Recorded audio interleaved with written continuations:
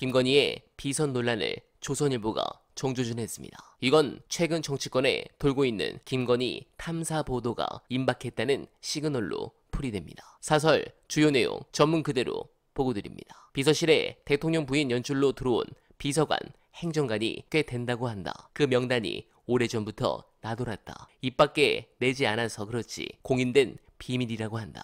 이 상황인데 회의에서 부인 문제를 누가 꺼낼 수 있겠는가? 논의도 못하는데 대통령에게 보고할 용기를 누가 내겠는가? 서로 한번 용기를 냈더라도 대통령이 이 말을 찌푸리는데 다시 보고할 바보가 세상 어디에 있겠는가? 보고도 받지 못한 대통령이 어떻게 그 상세한 내용을 알겠는가? 부인 문제로 다시 사과할 기회는 대통령에게 주어지지 않는다는 건 무서운 말이다. 대통령이 바뀔 것이라고 믿고 싶은 국민들은 대통령의 좋은 변화를 뒷받침할 물증을 원한다. 부인과 선을 대고 있는 비서관, 행정관을 내보내는 건 중요한 물증이자 대통령실 정상화를 향한 큰 걸음이다. 라고 직격했습니다. 네, 아주 무서운 발언입니다. 이미 조선일보는 해당 부분 취재가 끝났고 사실상 이건 김건희 국정농단이나 마찬가지입니다. 그런데도 지금 거부권이란 무적의 방패로 자신과 건희의 수사를 맡고 있는데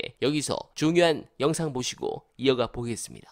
대통령 중심제라면 미국 정도의 의회 권한이 견제와 균형 차원에서 주어져야 하는 것인데 그 중에 하나가 이제 예산 편성권이 아주 미약하다라고 하는 것이죠. 그런 부분에 대해서 국민의 공감대를 확보할 수 있지 않나 싶고요. 대통령이 신상의 사유 또는 이해 충돌 사안에 대해서 거부권을 남용하는 것은 문제가 있다라는 의견도 많고요. 모든 권한에는 본질적인 제약이 있는 것이지 않습니까? 대통령의 거부권 행사는 대통령제 국가에서 국회에 대한 견제와 균형의 원리 하에서 있는 것인데 번번이 그렇게 한다는 것은 있을 수가 없는 것이고 또 더군다나 그 내용이 신상과 이해충돌 사안인 경우에는 당연히 내재적 제약을 받아야 되는 것이죠. 필요하다면 그런 것도 뭐 개헌 논의에 포함돼야 되지 않느냐 이렇게 생각을 합니다. 네, 공감합니다. 이렇게 무너져가는 두창이를 끝장내려면 이번 국회의 핵심입니다. 차주 국회의장을 잘 뽑아야 합니다. 현재 초기보다 추 장군의 당선 확률이 많이 높아진 것 같습니다. 압도적 당원들의 민심을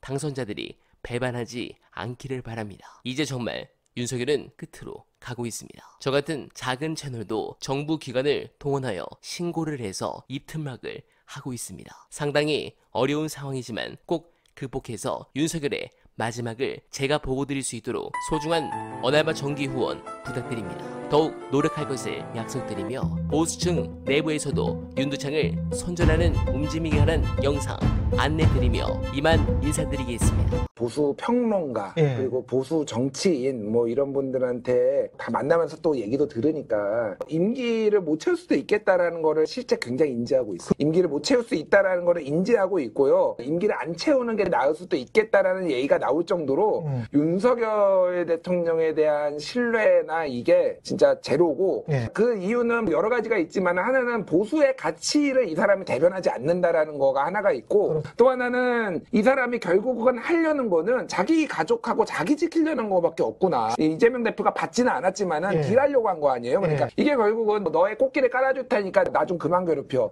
특검 좀 하지 마. 그 말이가 안 나왔지만 사실상 그거를 얘기하려고 지금 포석을 깔아놓은 거잖아요. 이게 밀실에서 본인의 가족 지키는 것밖에 관심이 없구나라는 거고 무엇보다도 너무 무능해서 나라도 걱정된다라는 거예요. 그러니까 맞아요. 실제 그러니까 보수의 가치고 그딴 걸 떠나서 지금 나라가 망할 것 같아 지금.